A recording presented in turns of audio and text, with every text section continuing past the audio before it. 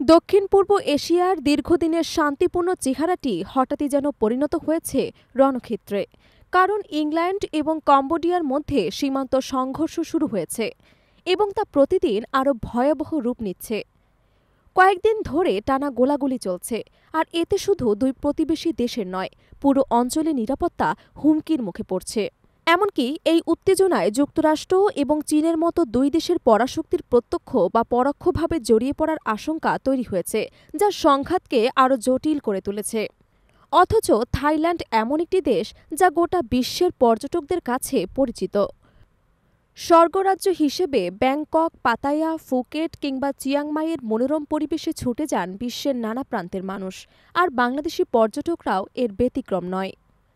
চিকিৎসা, অবকাশ, কেনাকাটা কিংবা হানিমুন, বিভিন্ন কারণে থাইল্যান্ড হয়ে উঠেছে বাংলাদেশের অন্যতম প্রিয় গন্তব্য। কিন্তু আজ সেই শান্তিপূর্ণ থাইল্যান্ডই ভয়াবহ এক সামরিক উত্তেজনার মুখোমুখি। পূর্ব সীমান্তে অবস্থিত কম্বোডিয়ার সঙ্গে কয়েকদিন ধরেই চলছে পাল্টাপাল্টি হামলা।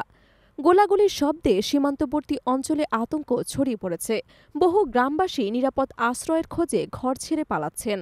সংঘাতের মূল কেন্দ্রবিন্দু হচ্ছে একটি বিতর্কিত এলাকা, যেখানে অবস্থিত প্রাচীন এবং ঐতিহাসিক মন্দির প্রহবিহার। ১৯৬২ সালে আন্তর্জাতিক বিচার আদালত এই মন্দিরের মালিকানা কম্বোডিয়াকে দেয়, কিন্তু আশেপাশে জমি নিয়ে দ্বন্দ্ব থেকেই যায়।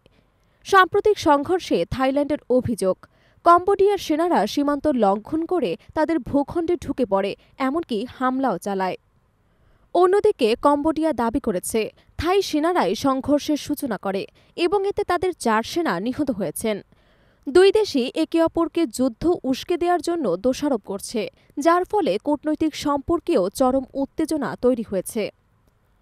এমন পরিস্থিতিতে আন্তর্জাতিক মহলে উদ্বেগ বাড়ছে। চীন ঐতিহাসিকভাবে কম্বোডিয়ার ঘনিষ্ঠ মিত্র এবং দেশটিকে সামরিক এবং অর্থনৈতিক সহায়তা দিয়ে থাকে।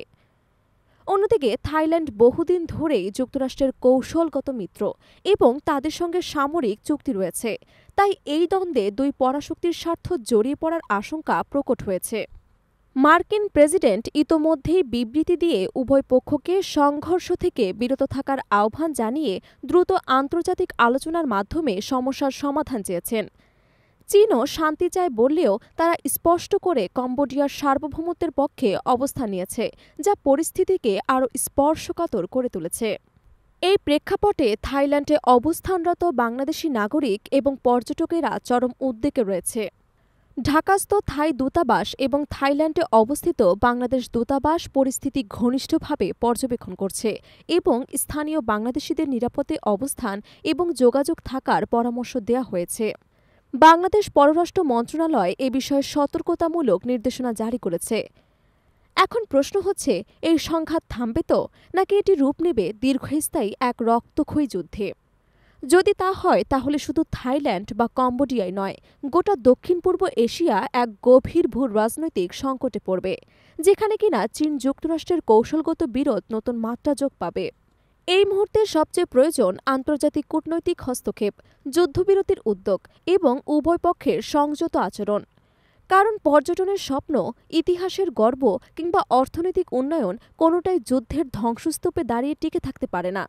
যুদ্ধ কেড়ে নেয় স্বপ্ন, নিরাপত্তা, সম্পর্ক এবং মানুষের জীবন। তাই থাইল্যান্ড কম্বোডিয়া সংঘর্ষে এখনই লাগাম না টানলে এক ভয়াবহ সংকটের মুখে পড়তে যাচ্ছে পুরো অঞ্চল, এমনকি পুরো বিশ্ব।